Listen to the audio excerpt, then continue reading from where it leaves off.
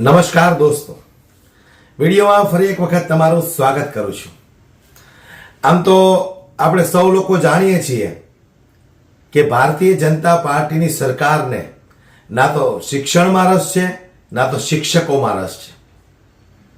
આજે તમે જુઓ, ભારતીય જનતા પાર્ટી દ્વારા અત્યારે જે એક SIR સર્વે કરવામાં આવે છે કે ચૂંટણીની અંદર કેટલા મતદારો છે, કેટલા મતદારની યાદી છે, આ તમામ વસ્તુ સર્વે કરવાની હોય છે। તો મોટા ભાગે આપણે જોઈએ તો આ કામ શિક્ષકોને સોંપવામાં આવે છે। શિક્ષકોને આમ તો ભારતીય જનતા પાર્ટીના શાસન દરમિયાન ઘણા બધા કામો સોંપવામાં આવે છે જે શિક્ષકોને ક્યારેક કરવાના હોતા જ નથી। ટોયલેટની અંદર કેટલી સ્વચ્છતા છે, કેટલા ટોયલેટો છે, કોણ બહાર જાય છે ટોયલેટ કરવા માટે, ખેતરોમાં તીર ઉડાડવાના છે, આવા બધા કામ શિક્ષકોને આપી અને વારંવાર શિક્ષકોને અપમાનિત કરવામાં આવે છે। આ બધું શક્ય છે દોસ્તો, કારણ કે ભારતીય જનતા પાર્ટીની સરકાર છે। આ ભારતીય જનતા પાર્ટીની સરકારમાં આપણે એ પણ જોયું કે શિક્ષકોની જ્યારે ભરતી કરવાની હતી ત્યારે શિક્ષકોએ કેટલા આંદોલનો કર્યા હતા, કેવી રીતે ધરણા પ્રદર્શનો કર્યા હતા। આ ભારતીય જનતા પાર્ટીના શાસનમાં આ શિક્ષકોની આવી હાલત છે। શિક્ષણ તો ભારતીય જનતા પાર્ટીના શાસનમાં ખાડે ગયું જ છે, પરંતુ હવે તો આ શિક્ષકોને પણ આ લોકોએ ખાડે નાખી દીધા છે। વાત મારે કરવી છે, જે SIR ની ગણતરી કરવામાં આવે છે, ચૂંટણીને લઈને મતદારની નોંધણી કરવામાં આવે છે, એ મતદારની નોંધણી કરવા માટે શિક્ષકોની એક બેઠક કરવામાં આવી। એ શિક્ષકોની બેઠકમાં એક શિક્ષક ગેરહાજર રહે છે, તો એમની ધરપકડના આદેશ આપવામાં આવે છે। વિચાર કરો તમે દોસ્તો, આ વાતને સંપૂર્ણ રીતે તમને ગોપાલ ઇટાલિયા જે સમજાવે છે એ વિડીયો તમે સાંભળો દોસ્તો। ખરેખર આ વિડીયો સાંભળીને તમને એમ થઈ જશે કે ભારતીય જનતા પાર્ટીના શાસનની અંદર શિક્ષકોની હાલત કેવી કફોડી બની છે। આવો આપણે સાંભળીએ ગોપાલ ઇટાલિયાએ આ મુદ્દે શું ચર્ચા કરી છે। થોડો સમય કાઢીને દોસ્તો વિડીયો સાંભળજો, ખરેખર ખૂબ અગત્યનો વિડીયો છે। આવો આપણે સાંભળીએ ગોપાલ ઇટાલિયા આ વિશે શું બોલ્યા છે। નમસ્કાર મિત્રો, આજે 2 નવેમ્બર 2025 ગઈકાલે સોશિયલ મીડિયામાં અને ટીવીના માધ્યમથી મેં એવા સમાચાર જોયા કે એક શિક્ષકને ધરપકડનું વોરંટ કાઢવામાં આવ્યું મામલતદાર દ્વારા। અને ધરપકડનું વોરંટ એટલે કાઢવામાં આવ્યું કે હમણાં ગુજરાતમાં SIR એટલે કે ખાસ સઘન સુધારણા, મતદાર યાદીની સુધારણાનો પ્રોગ્રામ લોન્ચ થયો છે।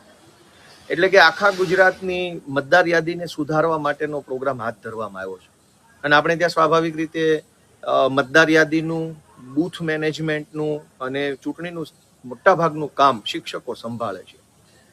આમ તો આ ગુજરાતની ક્રૂર અને સંવેદના વિહીન સરકાર જે છે એણે શિક્ષકની ગરિમા ઘટાડવામાં કંઈ બાકી નથી રાખ્યું। મને યાદ છે, જ્યારે હું નાનો હતો અને પ્રાથમિક શાળામાં ભણતો હતો એ જમાનામાં ગામના શિક્ષક એટલે ગામનો સૌથી વજનદાર મોભી માણસ ગણાતા। ગામમાં ક્યાંક લગ્ન હોય તો ચાંદલો લખવા શિક્ષકને બેસાડતા।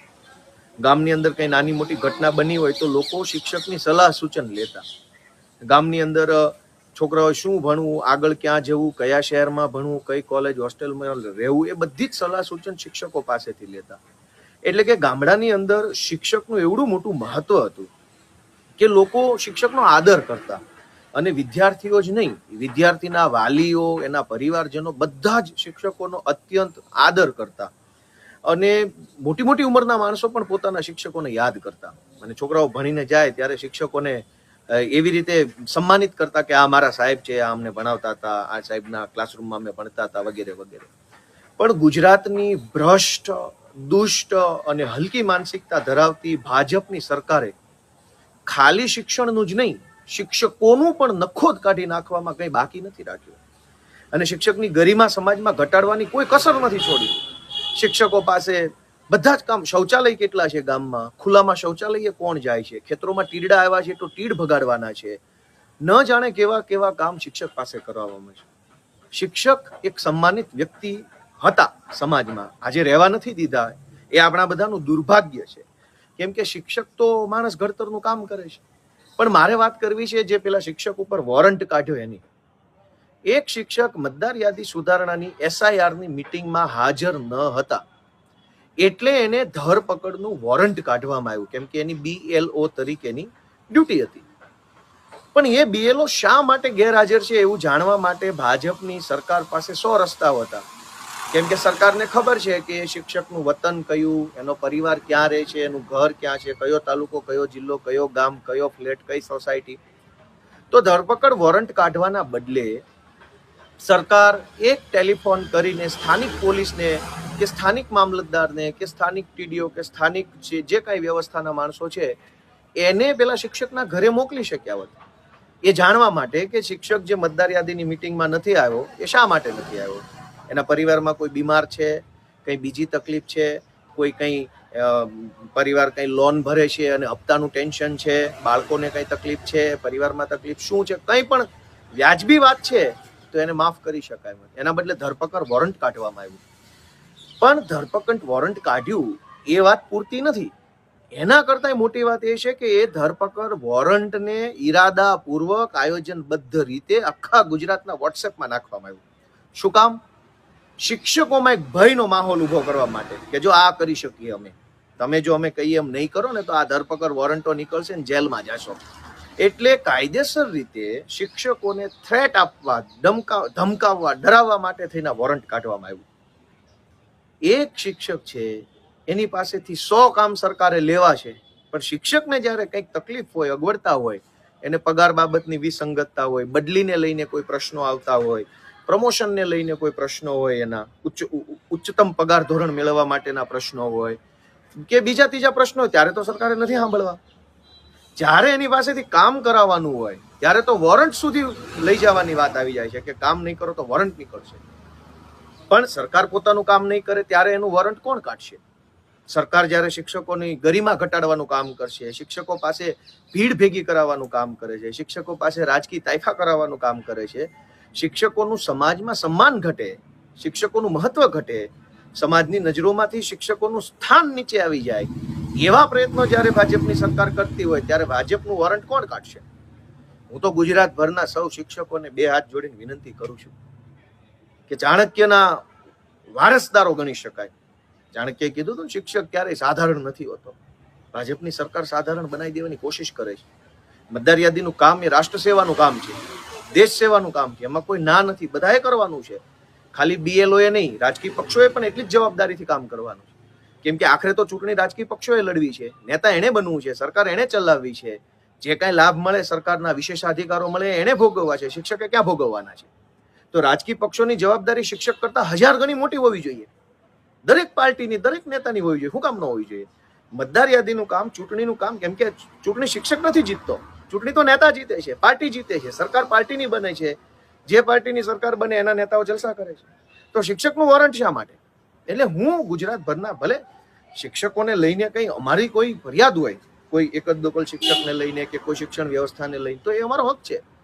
પણ સામૂહિક રીતે જ્યારે શિક્ષકોને ડરાવવાનું, ધમકાવવાનું કે આવી રીતે ધરપકડના વોરંટોના નામે આખી શિક્ષક સમુદાય છે એની અંદર ભય ઊભો કરવાનું જે ભાજપનું દુષ્કૃત્ય છે એને હું સખત શબ્દોમાં વખોડું છું. અને આવું ન હોવું જોઈએ. ઓલરેડી શિક્ષણ, શાળા, શિક્ષક અને વિદ્યાર્થીઓનું આખું સિસ્ટમ બગાડી નાખવામાં કોઈ કસર નથી છોડી. કમસે કમ એક શિક્ષકને શાંતિથી જીવવા તો દે આ ભાજપની સરકાર.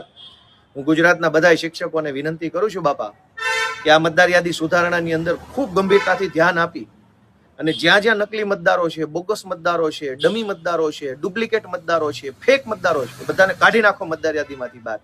આવતી જ ચૂંટણીમાં જો ભાજપ હારી ન જાય તો કહેજો. ભાજપ પાર્ટી નકલી મતદારો, બોગસ મતદારો, ડબલ મતદારો, એક સરનામા પર 2 વ્યક્તિ, 2 સરનામા પર 10 વ્યક્તિ, બીજા રાજ્યના મતદારો, આવી રીતે ચૂંટણી જીતે છે. અને એવી રીતે ચૂંટણી જીત્યા પછી શિક્ષકો પાસે શું કામ કરાવે છે? તીડ ભગાડવાનું, ભીડ ભેગી કરવાનું, રાજકીય નેતાઓની સરભરા કરાવવાનું, અનેક કાર્યક્રમો સરકારી શાળામાં શિક્ષકો પાસેથી સરભરા કરાવવામાં આવે છે. હું ધારાસભ્ય બન્યો પછી અનેક શિક્ષકો, આચાર્યો મને આગ્રહ કર્યો, પણ મેં 2 હાથ જોડીને ના પાડી કે ભાઈ મારી સરભરા તમારે નથી કરવાની. તમે ગુરુજનો છો, તમે જ્ઞાન આપનારા વ્યક્તિ છો, તમે વિદ્યા પ્રદાન કરનારા વ્યક્તિ છો, તમારી પાસે સરભરા અમારે નથી કરાવવાની, તમારી પાસે સેવા લેવાની નથી, સેવા દેવાની છે. પણ ગુજરાતમાં ભાજપના મામૂલીમાં મામૂલી તાલુકા પ્રમુખ ટાઈપના જે પણ વ્યક્તિઓ છે જેની રાજનીતિમાં કઈ એવડી મોટી ઉપલબ્ધિ ન ગણાય, એ લોકો શિક્ષકોને દબડાવે છે.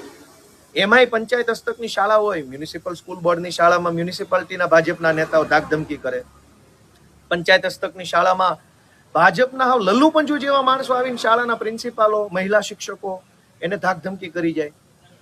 તો દોસ્તો, મારી બધા શિક્ષક મિત્રોને ગુજરાતના વિનંતી છે કે આ ધરપકડ વોરંટ કાઢનારાનું વોરંટ કાઢો, અને એ વોરંટ કાઢવું હોય તો તમે તમારી જે ફરજ છે BLO તરીકેની, એ ફરજ એવી નિષ્ઠાથી બજાવો, એવા દેશભાવનાથી બજાવો કે તમામ નકલી મતદારો, બોગસ મતદારો, ડમી મતદારો મતદાર યાદીમાંથી આઉટ થઈ જાય અને 2027ની ચૂંટણીમાં જ ભાજપનું બધો જ કરદો થઈ જવો જોઈએ.